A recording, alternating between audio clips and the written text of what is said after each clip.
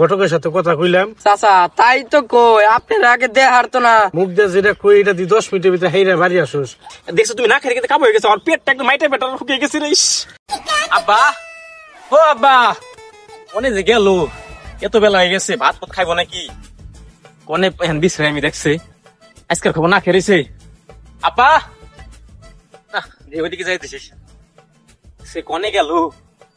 আব্বা ও আব্বা, না কদিন পর বিয়া করু মু হাল্লার, আমার এমনি ভালো লাগতেছে না, কনে যে পড়ে রয়েছে আল্লাহ জানি। আব্বা কনে গেল সকাল থেকে না আরে আব্বা, আব্বা তুমি না কি করতে চাও?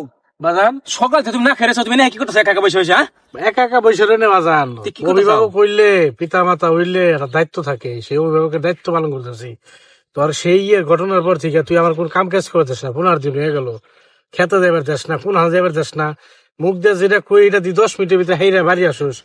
এখন হলো ওই যে ঘটকের সাথে কথা কইলাম মাত্র, এই যে ফোনে এই যে মাত্রই কথা কইলাম। কি কইলো? ওই যে ওই মেয়েটারে দেখছি, মেয়েটা শিক্ষিত খুব ভালো। হ্যাঁ হ্যাঁ, ওই এখন কি করতে বাজার বিয়া করবি তাইলে?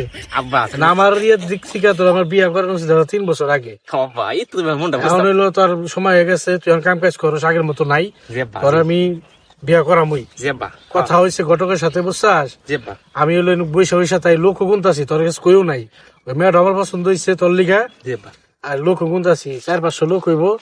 ওই কি নমুক কি কয়জন লোক হইব, ওই উমুকের বাড়ি 4 জন, তমুকের বাড়ি 6 জন, এই লো হিসাব করতেছি। আমি এই কথা বাদ দাও আগে, তুমি সকাল থেকে না খাইছো, আবার তুমি খাইবা না? সকাল থেকে খামো কেমবা, আমার এই বিশাল একটা দায়িত্ব আমার ঘাড়ে পড়ছে, এই কাম কাজ করি না, শরীর দাঁড় হয়ে গেছে, খামো কেমনি? হবা তুমি একদম ঠিক কথা কইছো, তুমি না খাইছো দুপুর থেকে আল্লাহ। আব্বা তুমি জানো এই সব দোষ আমার বিয়ের, আমার বিয়ের কথা কইছি দে, তুমি না খাইতে খাইতে তুমি হুকিয়ে গেছো, তোমার এত বড় দেহটা, এত বড় পেট আসলে, পেটটা তোমার তলে গেছে। আবার কিসি তুই আমার পেট না ঘোরা দেশ, তোর তেজ বাইরা দিমু, কিন্তু তোর বিয়ার তেজ বাইরা দিমু। তেজ মারা হারারে বিশরম পাম দিয়ে লাইছি রে মনে হয় না রে। আব্বা আব্বা আব্বা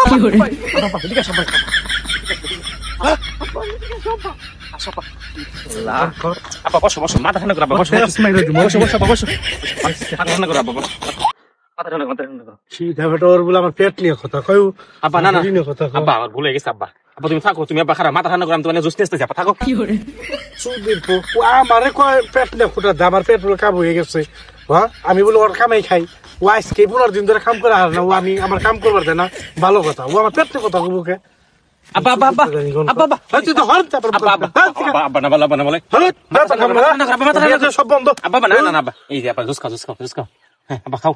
আরে আব্বা রে, আব্বা তোমার পেট তো ফুলে আছে, আমি মজা করে গেছি আব্বা।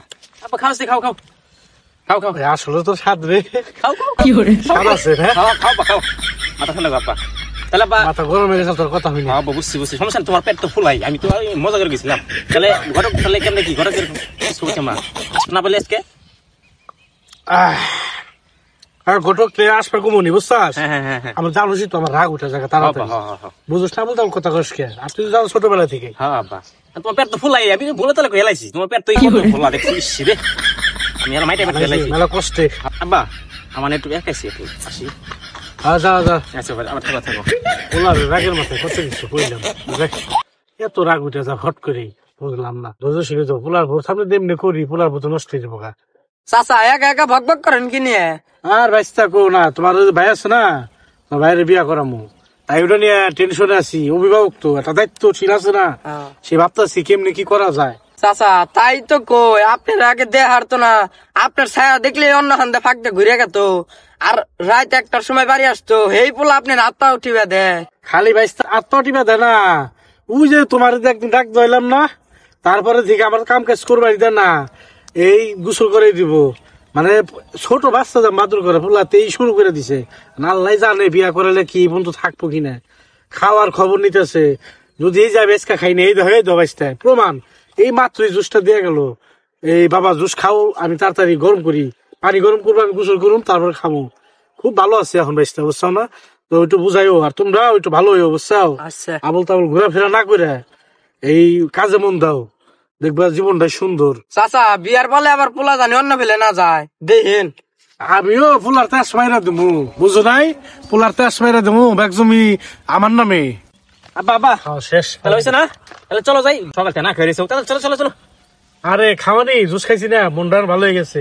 আর আমি যে ঘটকের সাথে একবার যাবো, বুঝছাস? তাই নাকি? হ্যাঁ, যাই আরে গিয়ে কোন বুঝছাস? বাবা যাও তুমি যাও যাও যাও যাও ভাই, ঘটকের একবারে শুভম দিছিল। এক কাম করতে তাহলে আমি বাইরে যাই নাকি? তুমি ঘরের সাথে দেখা করে পরে ভাত খাই নি তাহলে নাকি? হ্যাঁ, হ্যাঁ, যা, আচ্ছা ঠিক যা, আছে, যা। আচ্ছা ঠিক আছে বাবা।